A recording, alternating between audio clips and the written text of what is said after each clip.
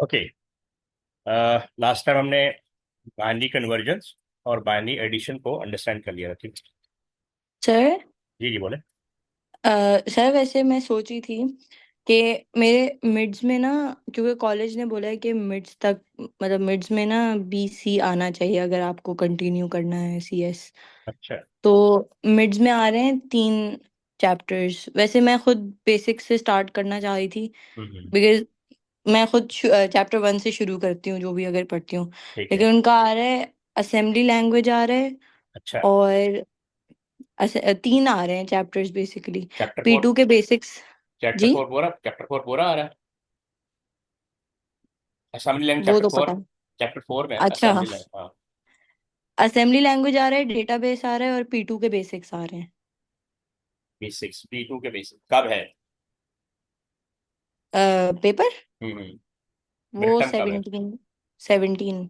अच्छा, 17 पे। तो आपकी कोई तैयारी है बेसिक पहले से कुछ? वो तो पूछ क्लियर रहा हूँ। पेपर। अच्छा, आपके पास रिटर्न में क्या है वो मुझे भेजो। आपके मतलब पास जो, रिटर्न सिलेबस आया होगा ना? वो तो सर मैं भेजती हूँ आपको। आपके पास आया होगा ना रिटर्न में? जी जी, सर ने व्हाट्सएप के ग्रुप पे भेजा था। ठीक है। वो मैं आपको भेजती हूँ।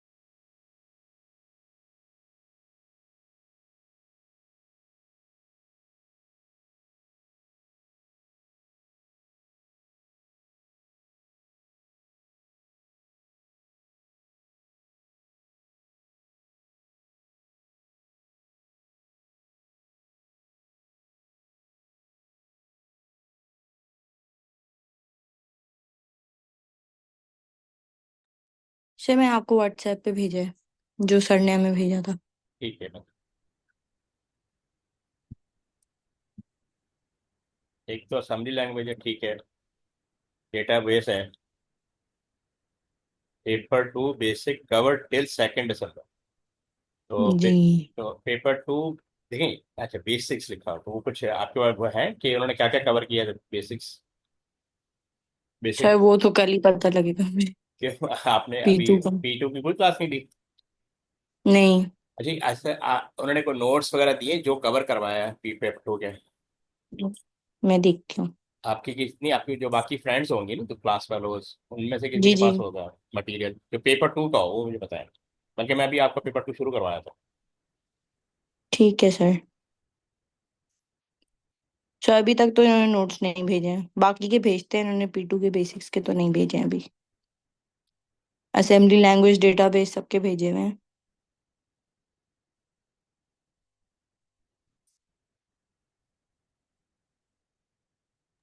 आपने अपनी फ्रेंड से पता करना है कि उन्होंने सूडोकोड में क्या क्या पढ़ाया, बेसिक सूडोकोड के जी अंदर ना। जी सर, ठीक है।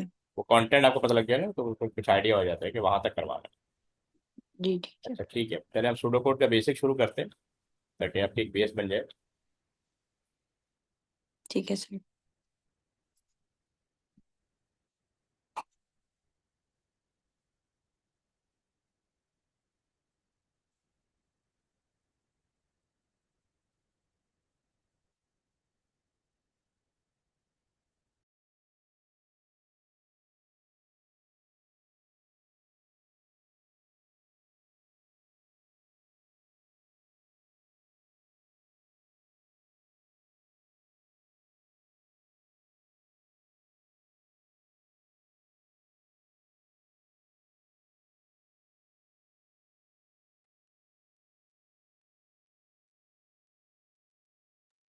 अच्छा, जो आपका सूडोकोड है या एल्गोरिथम, उसको सूडोकोड भी कहते हैं और एल्गोरिथम भी कहते हैं, ठीक है।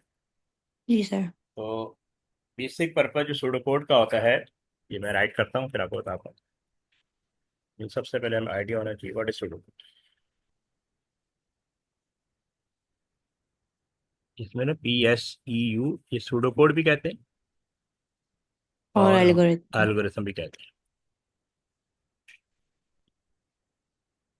ठीक है। अच्छा, ठीक है इसका सर। बेसिक पर्पज होता है टू, या इसको हम कह सकते हैं it is a sequence of instruction,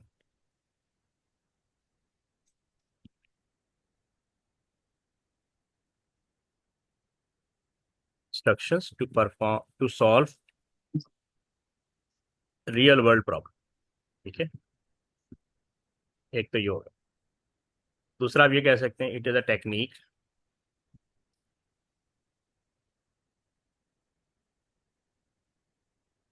to build a logic to solve real world problem. Basic purpose हमारा होता है रियल वर्ल्ड प्रॉब्लम को सॉल्व करना है। अब वो सिंपल भी हो सकती है, कॉम्प्लिकेटेड भी हो सकती है। ठीक है, जी सर। ये होता है। तो ये दो बेसिक, तो सूडो कोड में बेसिकली हम अपनी एक लॉजिक बिल्ड करते हैं जिसके थ्रू हम किसी प्रॉब्लम को रिजॉल्व कर सकते हैं। तो जब सूडो कोड बन जाता है तो उसी की बेस पे हम प्रोग्राम कोड बनाते हैं। ठीक है, यहाँ तक क्लियर है। प्रोग्राम कोड बनाते हैं। हाँ, प्रोग्रामिंग करते हैं ना, जैसे पाइथन में, जावा जी जी। में, तो वो उससे पहले हम सूडो कोड या एल्गोरिथम राइट करते हैं ताकि ठीक है एक सर। हमारी लॉजिक बन जाए कि प्रॉब्लम को सॉल्व कैसे करना है। वो कौन से सही। स्टेप्स हैं जिसकी बेस पे प्रॉब्लम को सॉल्व किया जा सकता सही। है। ठीक है, तो इसको हम कहते हैं pseudo code. It is a technique to build a logic. तो क्या लॉजिक आपने बनानी है, जी प्रॉब्लम सॉल्व कैसे होगी उसका सीक्वेंस आपने राइट करना है। ठीक है, जी। यानी प्रोग्रामिंग ठीक। डायरेक्ट नहीं की जाती, पहले हम पीस ऑफ पेपर पे उसको डिजाइन करते हैं कि प्रॉब्लम सॉल्व कैसे हो, उसके different tools, different technique use करते हैं। ठीक है, यहाँ तक क्लियर है। जी सर। अब फर्ज कर लें ये एक रियल वर्ल्ड प्रॉब्लम है, बहुत सिंपल है लेकिन बहुत एक रियल वर्ल्ड प्रॉब्लम है कि आपको फाइंड आउट करना है सम ऑफ टू नंबर। ठीक है, अब ये एक प्रॉब्लम है। ठीक है, इसका क्या रहा है कि write an algorithm that calculate the sum of two number. ये मैथ के पॉइंट ऑफ से भी हो जाता है, लेकिन हमने इसका एल्गोरिथम राइट करना है इन अ वे, एक कंप्यूटर प्रोग्रामर अंडरस्टैंड कर ली कि भाई इसको कैसे सॉल्व करना है, तो हमने इसको लॉजिक बता दिया। अच्छा, जब भी आप जी सूडो सर। कोड या प्रॉब्लम देखेंगे ना, तो आपने ये देखना है कि इसमें आपने एक वर्ड एक अच्छा, जो भी सूडो कोड होता है ना उसके तीन स्टेजेस होती है। एक होता है इसमें इनपुट क्या है, प्रोसेस क्या है, और आउटपुट क्या है। सही। ठीक है ना। शुरू से आपने कंप्यूटर की डेफिनेशन पढ़ी होगी कि computer the machine which take input. जी। ठीक है, हम कंप्यूटर में इनपुट लेता है और प्रोसेस करता है और आउटपुट आउटपुट दे। जनरेट करता है। ठीक है, स्टोर अलग करता है, लेकिन बेसिक प्रिंसिपल ये कि आप उसको इनपुट देते हैं, वो एक जी। प्रोसेस चलाता है और आउटपुट जनरेट करता है। तो इसके, तो सूडो कोड के पीछे भी यही लॉजिक थी कि आपने फाइंड आउट करना है कि इसमें इनपुट क्या होगा, प्रोसेस क्या होगा और आउटपुट क्या होगा। ये चीज़ आपको पहले से ठीक। पता करनी। ठीक। फिर एक और चीज़ में होती है, आपने एक वर्ड सुना होगा वेरिएबल। वेरिएबल सुना है जी। आपने। जी। वेरिएबल कहते हैं नेम ऑफ मेमोरी लोकेशन, क्योंकि आपका जो भी डेटा जाता है ना वो रैम में चला जाता है। Name of memory, sorry, name of memory location.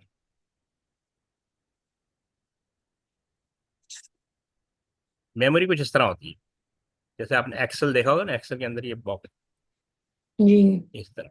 आप जो भी डेटा स्टोर करेंगे, जैसे 4 स्टोर किया वो मेमोरी में चला गया, 5 स्टोर किया यहाँ पे चला गया, इसका सम 9 आ गया। सही। ठीक है, अब ये कहीं स्टोर है, तो इसको एक्सेस करने के लिए मेरे पास उस लोकेशन का नाम होना चाहिए। जी। ठीक है, तो फर्स्ट के लिए मैंने इसका नाम रख दिया N1 और इसका नाम रख दिया N2 और इसका नाम रख दिया सम। तो आपका डेटा वेरिएबल के थ्रू मेमोरी में स्टोर होता है और डेटा एक्सेस भी मेमोरी के थ्रू होता है और वेरिएबल के थ्रू होता है। सही। ठीक है, जिस तरह, जैसे आप जिस घर में रह रही हो उसका एक एड्रेस है, तो जी। आपके दोस्त को किसी आपके रिलेटिव को अगर आपके घर तक पहुंचना है तो उसके पास आपका एड्रेस होना चाहिए। जी। तो सेम थिंग यहाँ मेमोरी के अंदर भी हम ये करते हैं कि मेमोरी में डाटा चला जाता है तो कहाँ जाएगा उसकी लोकेशन होनी चाहिए। ठीक है, तो उसका कोई नाम होना चाहिए। तो दैट इज कॉल्ड वेरिएबल, यानी ये एक कंटेनर भी होता है, इसको हम कहते हैं कंटेनर, जो वैल्यू को कंटेन। होल्ड करता है। कंटेनर जो कंटेन कंटेन करने वाला, सही। ठीक, जो वैल्यू को होल्ड करता है। और वैल्यू सही। को हमने फिर एक्सेस भी करना है, तो हमारे पास उस जगह का नाम होना चाहिए। इसीलिए हम इसको कहते हैं वेरिएबल। क्यों कहते हैं? क्योंकि एवरी टाइम जब भी आप प्रोग्राम रन करेंगी तो every time different value store हो जाएगी। ठीक है ना, सेकंड ठीक। टाइम आपने रन किया, फर्स्ट बोले 6 आ गया, ये 7 आ गया, तो ये 13 आ गया। वेरिएबल नाम सही। वही रहे लेकिन वैल्यू चेंज हो गई, इसलिए हम इसको वेरिएबल कहते हैं। तो जब भी सूडो कोड आप पढ़े, प्रॉब्लम पढ़े, तो आपने देखना है कि इसमें वेरिएबल कितने हैं। तो अब आप बताएं कि इस 2 लाइन की प्रॉब्लम में कितने वेरिएबल आपको नजर आ रहे हैं, कौन कौन से वेरिएबल हो सकते हैं। मतलब एक। एक क्यों होगा? वेरिएबल का मतलब है जो बस। जो फिर। वैल्यू होल्ड करेगा। देखिए इसमें ये 2 नंबर नजर आ रहे हैं, जी। तो ये क्या है? इनपुट। ये क्या है? इनपुट। इनपुट। तो इनपुट होगा तो वेरिएबल में वैल्यू स्टोर होगी। ठीक है ना, जी। क्योंकि जब तक इनपुट नहीं होगा ये कैलकुलेट का फंक्शन नहीं होगा, ये प्रोसेस हो सही। गया। और ये सम क्या हो गया? आउटपुट। तो आपको ठीक। इस प्रोग्राम के लिए 3 वेरिएबल चाहिए होंगे, 2 इनपुट करने के लिए और एक आउटपुट को होल्ड करने के लिए, रिजल्ट को होल्ड। ठीक। समझ आई? तो आपने जी। सूडो कोड जब आप देखें ना, सूडो कोड, तो आपने ये देखना होता है कि इसमें नंबर ऑफ वेरिएबल कितने हैं और इनपुट वेरिएबल कौन से हैं और आउटपुट वेरिएबल कौन से। ठीक है। ठीक है, ये चीज समझ में आ गई। जी। अच्छा, अब कंप्यूटर को कुछ नहीं पता। अच्छा, फिर हमने एक और इसमें टर्म यूज करते हैं, डेटा टाइप। ठीक है, डेटा टाइप क्या होता है? हमने कंप्यूटर को बताना है होता है कि हमारे हम जो डेटा स्टोर करने जा रहे हैं उसकी टाइप क्या होगी। नॉर्मली आपने सुना होगा एक इंटीजर होता है ना। जी। ये 0 to 9 जितने भी नंबर होते हैं ना वो इंटीजर हो। 0 to 9 जितने भी नंबर होते हैं उसको हम क्या कहते हैं? इंटीजर। इंटीजर। हाँ, और एक होता है रियल, यानी जो डेसिमल को हैंडल करे, जैसे 3.5 की वैल्यू है या 4.5 की वैल्यू है, इस तरह की वैल्यू स्टोर करनी है तो हम। अच्छा, ये वो है वो जो बुलियन वगैरह जी जी जी, चार। वो सब डेटा टाइप है ना। आप ही ने कंप्यूटर को बताना है कि हम किस तरह का डेटा यूज करेंगे अपने प्रोग्राम के अंदर। फिर सही। अभी आपने जैसे बुलियन का नाम लिया, अगर डेटा ट्रू एंड फॉल्स है, ठीक है, ट्रू एंड फॉल्स के लिए हम बुलियन डेटा टाइप यूज करते हैं। सही। यस यस नो के लिए। और एक और आपने सुना होगा स्ट्रिंग, है ना। जी। स्ट्रिंग कहते हैं सीरीज ऑफ कैरेक्टर को, सीरीज ऑफ कैरेक्टर करेक्टर। को, यानी एक से ज्यादा कैरेक्टर हो। तो हम जैसे आपका नाम, और वो डबल कोटेशन में हो, किसमें हो? डबल कोटेशन में हो। डबल कोटेशन अब में जैसे हो। आपका नाम क्या है? ये है, चले मैं आर एस लिख देता हूँ, ठीक है। अब ये डबल कोटेशन के अंदर आ गया। तो एक से ज्यादा कैरेक्टर हो और डबल कोटेशन में हो तो हम कहते हैं स्ट्रिंग। ये नंबर भी हो सकते हैं, ठीक है, ये रियल में भी हो, रियल रियल फॉर्म में भी हो सकता है, लेकिन होगा स्ट्रिंग। जो कुछ भी आप डबल कोटेशन में राइट करेंगे ना, इवन ब्लैंक, ये ठीक है। डबल कोटेशन ब्लैंक है तो ये भी स्ट्रिंग है। स्ट्रिंग होगा। ठीक है ना, इसमें ठीक है। कुछ नहीं है लेकिन ये स्ट्रिंग है। सही। अच्छा, अगर सिंगल कोट में कुछ है तो वो करेक्टर है, जैसे ए, तो इसकी डेटा टाइप 4 होती है, तो हम कहते हैं 4। चार। हाँ, जी। नाम सुना होगा, ठीक। तो ये सब क्या है? Data type, data type. तो आपने जब भी प्रोग्राम जब हम अब हम क्या बोलते हैं सूडो कोड बनाने जाएंगे, तो हमने कंप्यूटर को जी। ये भी बताना होता है कि हमारे वेरिएबल कौन से होंगे, उनके नाम क्या होंगे और उनकी डेटा टाइप क्या होगी। सही। वेरिएबल के नेम को हम कहते हैं आइडेंटिफायर। आपने शायद ये वर्ड भी सुना होगा, आइडेंटी आइडेंटिटी। आइडेंटिफायर, यानी आप किस तरह आइडेंटिफाई करेंगी वेरिएबल को? तो उसके नेम से। तो वेरिएबल के नेम को हम कहते हैं आइडेंटिफायर। ठीक है। सही। अच्छा, हमने आइडेंटिफाई कर लिया कि इसमें इस सूडो कोड में 3 वेरिएबल है, एक दो इनपुट वेरिएबल हो गए जो इनपुट लेंगे और एक आउटपुट के लिए हमें चाहिए। जी। अच्छा, अब जो भी वेरिएबल है उसको आपने पहले डिक्लेयर करना है। अब डिक्लेयर एक कीवर्ड है, डिक्लेयर एक कीवर्ड कीवर्ड, है। ठीक। ये कैपिटल फॉर्म में आपने लिखना है, जितने कीवर्ड होंगे ना वो आपने कैपिटल लिखना है। तो डिक्लेयर इज अ ठीक। कीवर्ड, ठीक है। अच्छा, अब 2 नंबर्स हैं, इनका कोई मीनिंगफुल नेम होना चाहिए। आप ए बी सी भी यूज कर सकते हैं, मैंने कहा ए, मैंने कहा बी, लेकिन ये भी एक्सेप्टेबल है, लेकिन मीनिंगफुल नहीं है। तो कोशिश करेंगे वेरिएबल के नाम आपने वो रखने जो मीनिंगफुल हो। जैसे मैंने कहा अब तो 2 नंबर है, मैंने एक का नाम रख दिया num1। जी ठीक। दूसरी बात, वेरिएबल जो है वो लेट नंबर से शुरू नहीं होगा, ठीक है, किसी सिंबल से, और किसी सिंबल से नहीं शुरू होगा, और अंडर, नंबर से। हाँ, और नंबर से शुरू नहीं होगा। नंबर हो सकता है, मतलब जैसे ऐसे हो सकता है नम, ये अब ये नंबर आ गया ना, num1 कर दिया। जी मैंने, क्योंकि मेरे वेरिएबल के नाम सेम रखने, तो मैंने डिफरेंट करने के लिए उसको नंबर असाइन कर दिया, क्योंकि एक num1 होगा, एक num2 होगा, और एक मैंने सम के नाम से लिख दिया। ठीक है। तो उसके बाद आपने, जी अगर डेटा टाइप सेम है तो एक ही लाइन में आप डिक्लेयर कर लें, और ये कॉलन लगाना है आपने। ये 2 नुक्ते होते हैं ना, कॉलन, जी जी ऊपर नीचे, उसको हम कहते हैं कॉलन। तो ये लगाना है कॉलन, और फिर आपने डेटा टाइप बतानी, हमें पता है कि ये इंटीजर है, कैलकुलेशन करनी है तो इंटीजर ही आएगा, तो और ये कैपिटल वर्ड्स में आपने लिखना है। ठीक है। ठीक है, इंटीजर कैपिटल वर्ड में आपने लिखना है। यहाँ तक क्लियर है कि आपने जी वेरिएबल डिक्लेयर करना है। अब आपने क्या कहते हैं, अभी तो मैं आपको सिंपल वे बताता हूँ, थोड़ा सा और आगे बताऊंगा। अब आपने इनपुट लेना है, क्या लेना है, इनपुट। तो इनपुट के इनपुट। लिए हम इनपुट, ये कीवर्ड आता है इनपुट या रीड, एक और वर्ड होता है रीड, आप रीड का वर्ड भी यूज कर सकते हैं। ठीक है, जी तो कहीं अगर रीड आ जाए तो इसका मतलब है इनपुट। मैंने कहा इनपुट num1 और num2, इसी एक लाइन में लिख लिया। आप सेपरेट भी इसको राइट कर सकते हैं, इनपुट num1, इनपुट num2।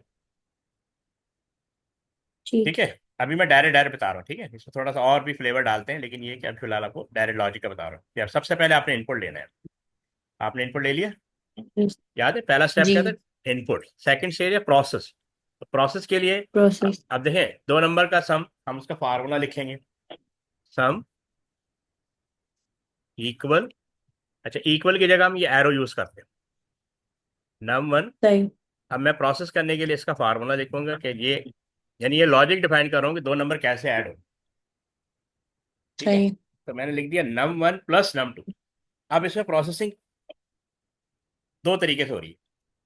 एक तो ये जो प्लस हो रहा है, प्लस करने वाला काम प्रोसेसर का है, प्लस करने वाला काम प्रोसेसर का है। प्रोसेसर का। क्योंकि जब इस जगह पे मैं 2 नंबर सप्लाई करूंगा, मैंने कहा 4, फिर मैंने कहा 5, ये 2 नंबर मैंने सप्लाई कर दिए, 4 यहाँ आया, 5 यहाँ आया, और ये प्लस हो गया, प्लस हो गया क्या हो गया, 9 हो गया, तो 9 जी यहाँ स्टोर हो जाएगा।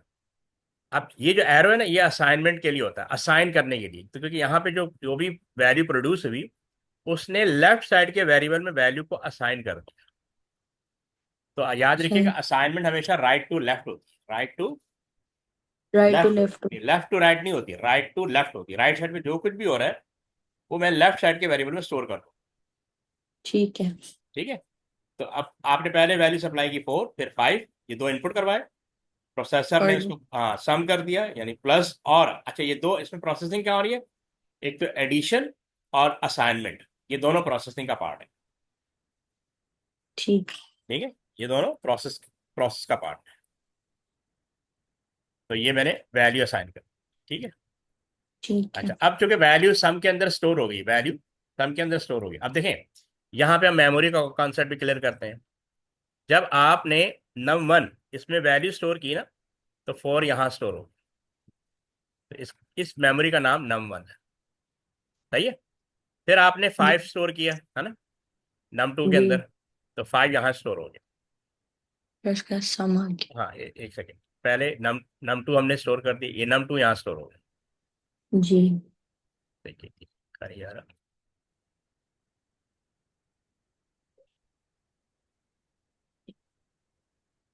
अच्छा उसके बाद इसने सम ने 9 स्टोर कर दिया, तो ये 9 यहाँ आ गया, तो इस मेमोरी का नाम है सम।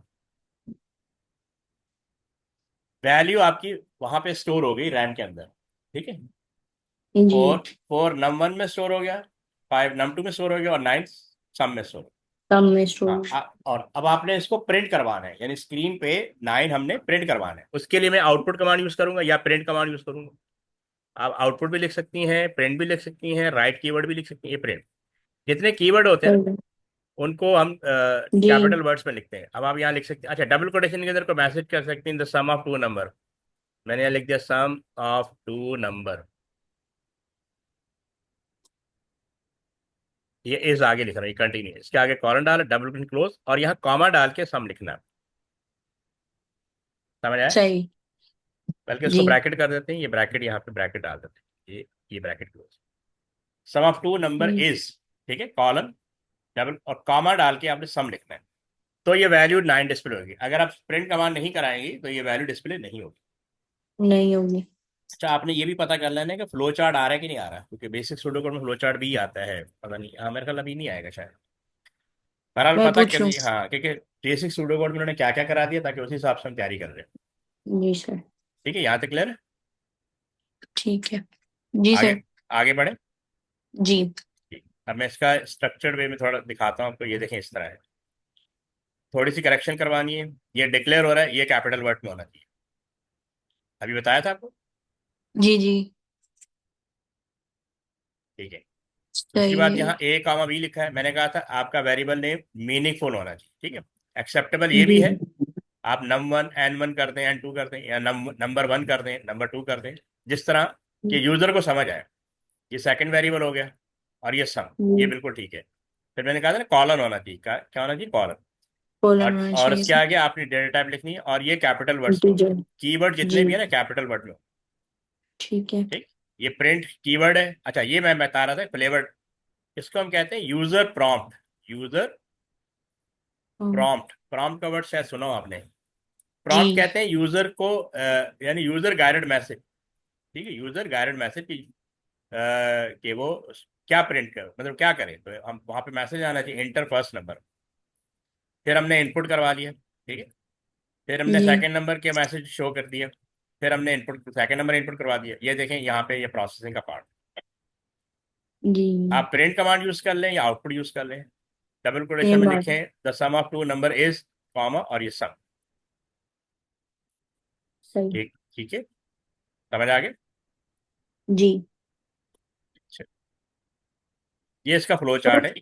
हाँ, जैसा आपको बता, वारचार और हाँ, स्ट्रिंग सेम चीज होती है। दोबारा वार चार।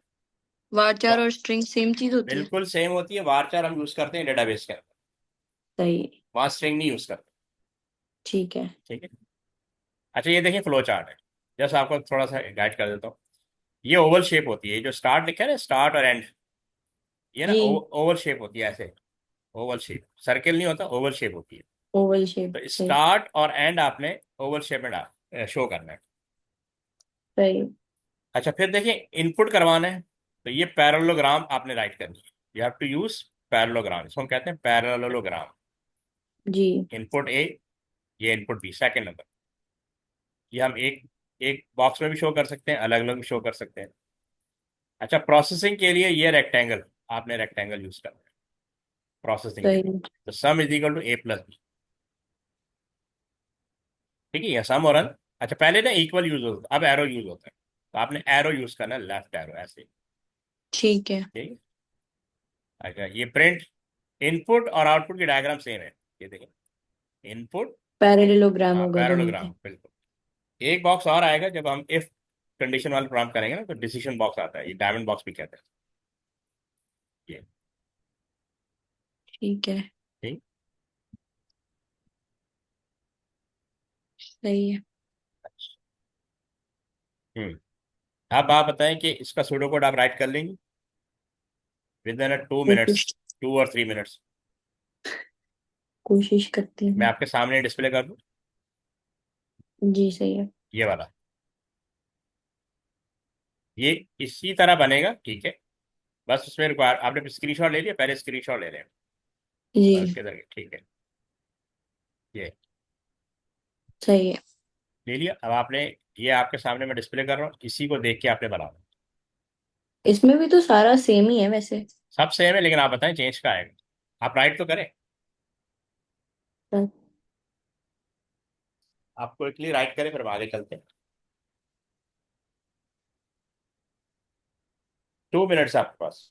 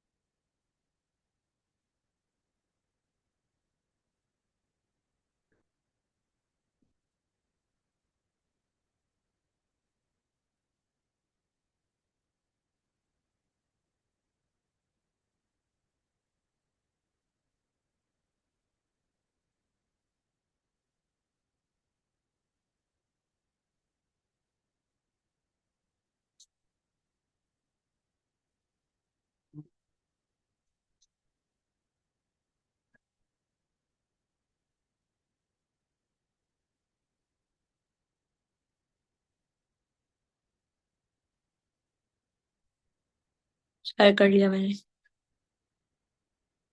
ठीक है, मुझे व्हाट्सएप करें। जी।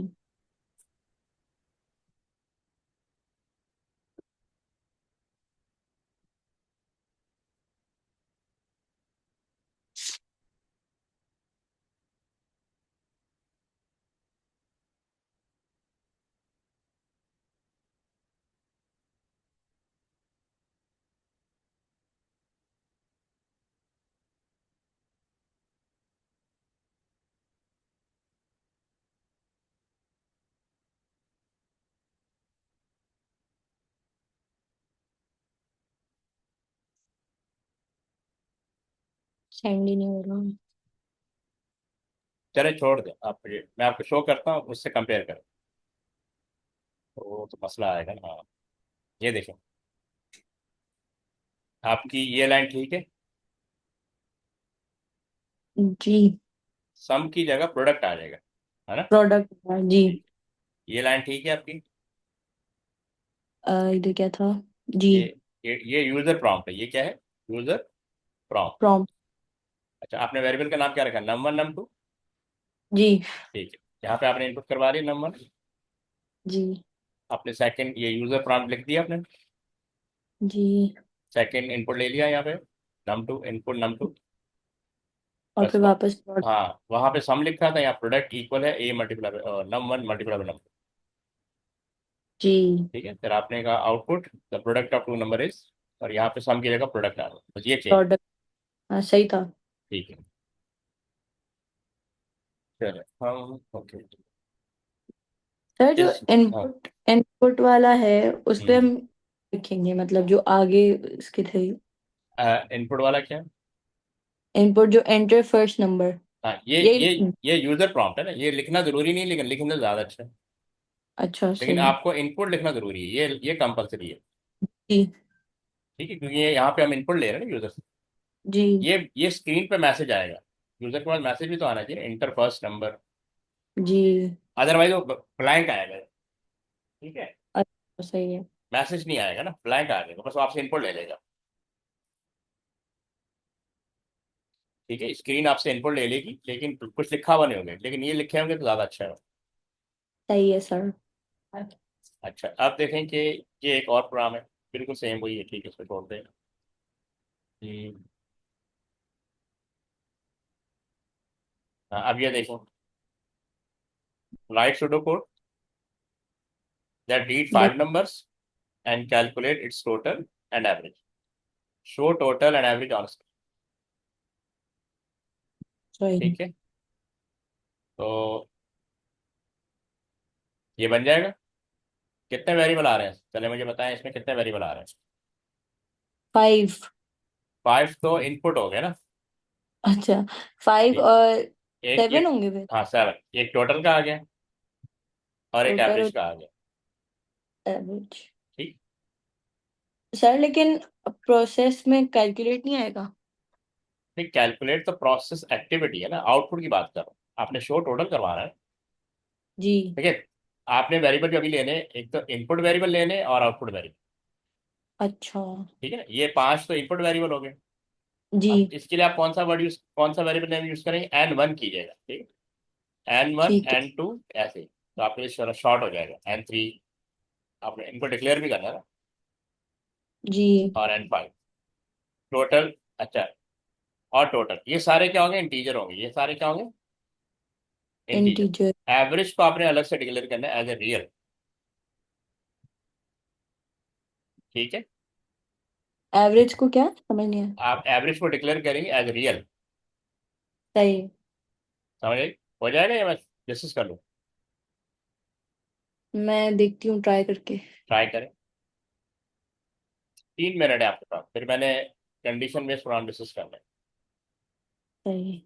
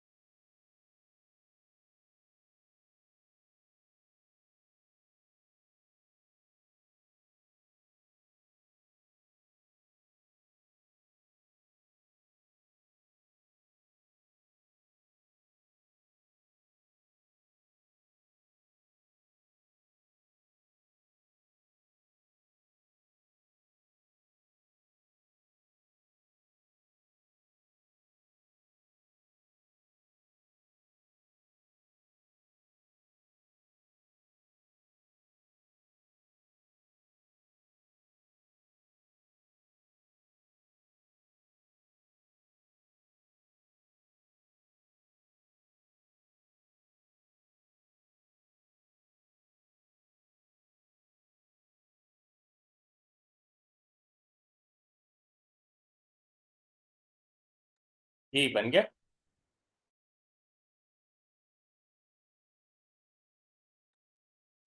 सर वो आउटपुट वाला करिए। ठीक है।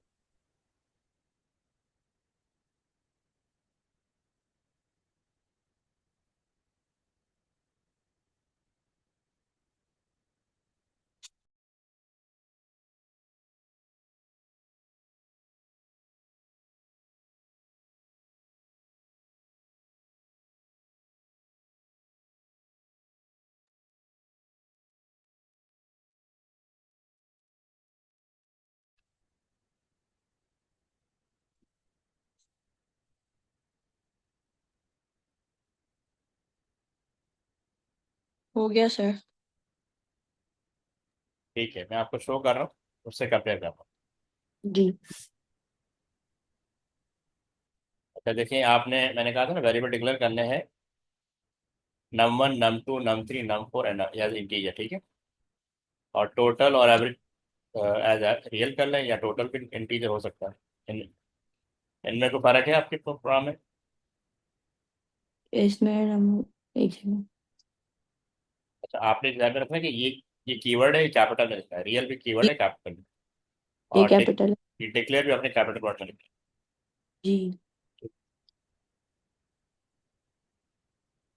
अच्छा, आपने ये 5 नंबर इनपुट करवा दिए। अच्छा, प्रिंट और इनपुट ये भी कैपिटल वर्ड में लिखना है, ठीक है। जी। अब पहली 2 लाइनें ठीक है आपकी। जी जी, वो दोनों ठीक और है। ये इनपुट वाली लाइनें ये सारी भी ठीक है। ठीक है। और यहाँ प्रोसेस करवाया हमने, टोटल। यस। ठीक है। और यहाँ पे एवरेज हमने कैलकुलेट करवाया, यानी ये प्रोसेस का पार्ट है।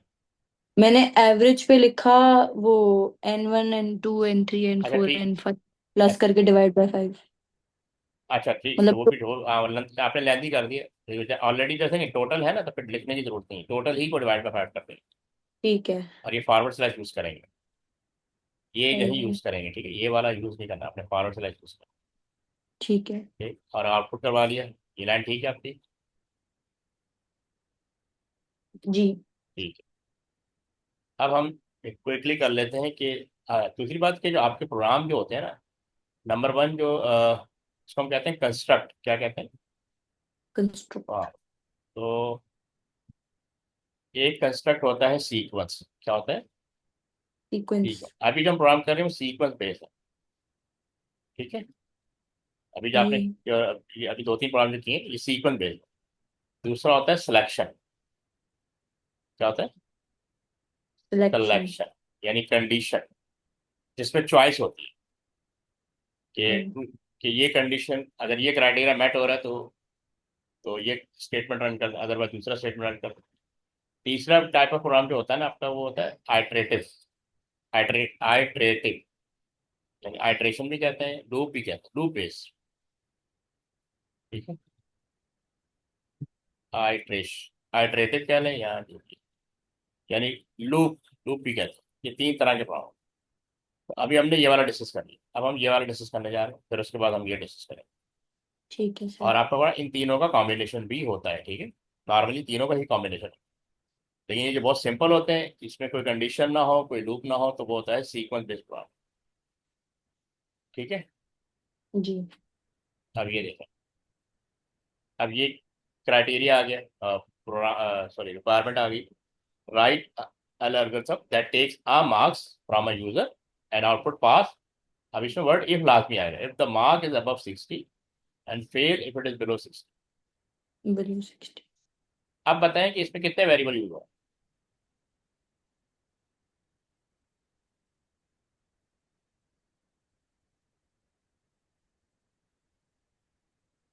ये एनी आइडिया? कितने? 3। किस किस नाम से? एक तो आउटपुट होगा। आउटपुट कौन सा? और आउटपुट ये वाला, पास। जी। अच्छा, और दूसरा?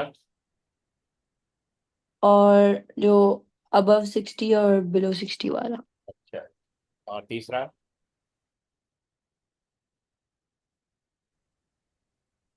अबव नहीं वो तो हो गया ना, एक अबव 60 और बिलो 60। अच्छा आपने और इनपुट के लिए कौन सा वेरिएबल यूज करें? क्या इसमें इनपुट अच्छा, होगा? क्या इसमें इनपुट होगा? वो अबव और बिलो वाला इनपुट नहीं होगा? नहीं, इनपुट लिखा ना, दैट टेक अ मार्क्स। तो ये आपका मार्क्स जो है ना इनपुट है। अच्छा, ये ठीक है।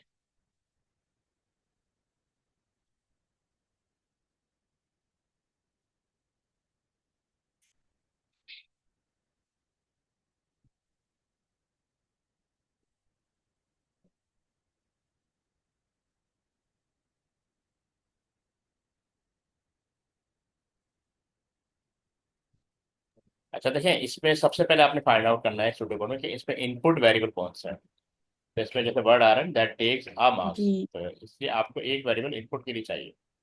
अच्छा इस प्रोग्राम में ना एक ही वेरिएबल है, क्योंकि ये जो लिखा है ना आउटपुट पास, तो अगर ये वाला क्राइटेरिया मेट होता है 6 अबव 60, तो ये तो सिर्फ मैसेज शो करवा रहे हैं डबल कोटेशन के अंदर, मतलब जी। इसके लिए वेरिएबल की जरूरत नहीं है। और अगर वो फेल हो जाता है, चलो ठीक है, तो message fail, you are fail या यू आर पास, इस तरह का मैसेज डिस्प्ले करवा दें, उसके लिए हमें वेरिएबल की जरूरत नहीं है।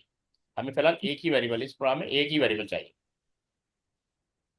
ठीक है। ये इनपुट। हाँ, इनपुट वेरिएबल, क्योंकि हम मार्क्स इनपुट करेंगे तो वो कंडीशन कंपैरिजन होगा ना।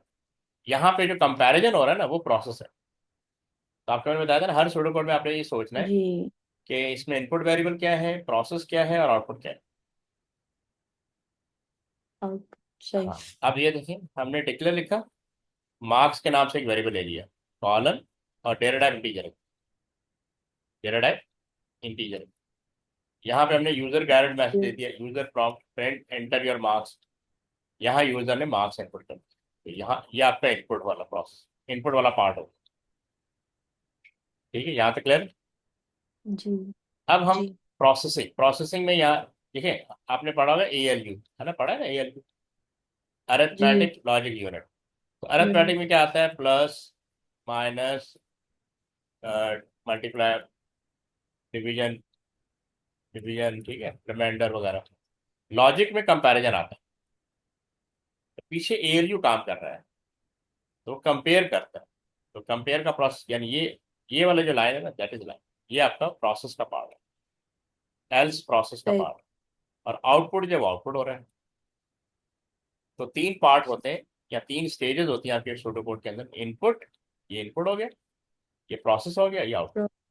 समझे? आउट। तो आपने इस तरह जी। सोचना है कि इसमें इनपुट क्या है, उसका वेरिएबल नेम क्या रखना है। अच्छा अब हमने कहा if marks greater than equal to 60, अगर फर्ज कर लें कि यहाँ मैंने इनपुट किया 65, क्या इनपुट किया, 65। तो अब वो यहाँ पे कंट्रोल यहाँ पे आएगा 65 ग्रेटर देन 60, इसको कंपेयर करेगा। ठीक है। सही। तो जी। आउटपुट पास, कंडीशन ट्रू है फॉल्स है, ट्रू। ट्रू है ना, तो आउटपुट पास, तो ये एग्जीक्यूट नहीं करेगा। सही। ठीक, एंड हो जाएगा, एंड पे चला जाएगा तो। फर्ज करें कि जी। नेक्स्ट टाइम आपने प्रोग्राम चलाया, आपने 55 इनपुट किया, क्या इनपुट किया, 55। अब देखें 55, अब कंट्रोल यहाँ पे आएगा, एक यहाँ पे पहले कंट्रोल यहाँ पे आएगा 55 ग्रेटर देन 60, कंडीशन ट्रू है फॉल्स। फॉल्स। तो इसका मतलब ये वाला स्टेटमेंट रन नहीं होगा। ठीक है, तो वो एल्स होगा। पे आ जाएगा, कंट्रोल कहाँ आ जाएगा, एल्स पे। एल्स पे उसको मिला आउटपुट फेल, फिर। ये रन हो जाएगा। सही। समझ आ गया? जी। आप इसका स्क्रीनशॉट ले लें, ठीक है, ताकि आप बाद में आपने लिख के प्रैक्टिस कर ली। जी। जी सर, वैसे कितने मार्क्स का होता है सवाल? ये तो डिफरेंट मार्क्स के होते हैं, 2 मार्क्स, 3 मार्क्स, 5 मार्क्स, डिपेंड करता है कि क्वेश्चन किस नेचर का दिया हुआ। सही। वो तो मैं आपको शो कराऊंगा ना, अभी आप ये कर ले तक, पहले तो आप मुझे सिलेबस P2 का प्रोवाइड करें ना। जी। वो तो मुझे चैप्टर 8 है डेटाबेस आपका, और जी। चैप्टर 4 का वो असेंबली, असेंबली का पार्ट दिया है उन्होंने। अब मसला ये है अस- कि असेंबली से पहले आपको प्रोसेसर का आर्किटेक्चर ही तो समझाना पड़ेगा ना, यानी चैप्टर 4 अच्छा। पूरा समझाना पड़ेगा, वरना तो असेंबली लेंगे डायरेक्ट तो समझ ही नहीं आएगा। जब सही। तक आपको प्रोसेसर का कंप्लीट पार्ट समझ में ना आ जाए, पार्ट चलो। नहीं हाँ, समझ। तो इसका जरूर पता करें कि सूडो कोड में क्या क्या पढ़ा दिया, जो आपकी बाकी जो क्लास फेलोज जिन्होंने क्लासेस ली थी ना, उनसे उनके पास स्क्रीनशॉट्स होंगे, उनके पास कुछ ना कुछ लिखा होगा। वो मटेरियल आप अरेंज करें ताकि उस हिसाब से फिर आपको तैयारी करवा दो, क्योंकि इसमें बहुत कुछ होता है। ठीक है। ठीक है, इसका स्क्रीनशॉट ले लिया जी आपने? मुझे बस इतना पता है। जी मुझे हाँ। सिर्फ इतना पता है उन्होंने सूडो कोड्स कराया है। हाँ, सूडो कोड में बहुत कुछ है ना, कितना कराया, किस अच्छा, डेप्थ तक कराया, बेसिक ही होगा, लेकिन क्या क्या कराया पता लग जाओ। ठीक है। अच्छा, इसका स्क्रीनशॉट ले लें आप। जी ले लिया एक, सर। हाँ, तो एक हम और क्विकली कर लेते हैं। अच्छा, अब जी ये देखें, इसका मुझे आपने बताना है। Write an algorithm that checks whether the number is positive और नेगेटिव। सबसे पहले बताएं इसमें कितने वेरिएबल यूज हो। एक। ठीक, गुड। किस नाम से? चेक्स। चेक, चेक का लिखा है? चेक, ये तो प्रोसेसिंग है ना। अच्छा। ये तो प्रोसेसिंग हो, वो चेक कर रहा है ना, कंपेयर कर रहा है कि आपने जो, पॉजिटिव। आप बताएं, जो एक वेरिएबल होगा वो किस नाम से होगा, इसमें ही लिखा हुआ है। सही। अच्छा, चले इनपुट क्या करेंगे? नंबर। तो ये वही तो वेरिएबल होगा। अच्छा। हाँ, ये नंबर इनपुट होगा तो ही हम कंपेयर करेंगे ना कि वो पॉजिटिव है अच्छा या नेगेटिव। जो चीज हम इनपुट वाले कमांड में लिखते हैं वो चीज होती है वेरिएबल। वेरिएबल देखें, एक तो इनपुट वेरिएबल होगा जी। और दूसरा आउटपुट वेरिएबल। आउटपुट। इसमें तो आउटपुट वेरिएबल की जरूरत नहीं है। क्यों? जी। ये तो एज ए मैसेज आ जाएगा ना कि आपने जो नंबर इनपुट किया और वो पॉजिटिव है, number is positive, number is negative, ये तो एज ए मैसेज आ जाएगा ना। इस प्रोग्राम यस। में फिलहाल इनपुट वेरिएबल की जरूरत है। ठीक है, ठीक आउटपुट है। की जरूरत नहीं है, सिर्फ इनपुट की बात, वो होगा नंबर। तो यही तो आपने यस। अंडरस्टैंड करना है कि इनपुट जो होगा उसका नाम क्या होगा, कितने इनपुट होंगे, और आउटपुट के लिए वेरिएबल चाहिए या नहीं चाहिए वो आपने सोचना है। ठीक है।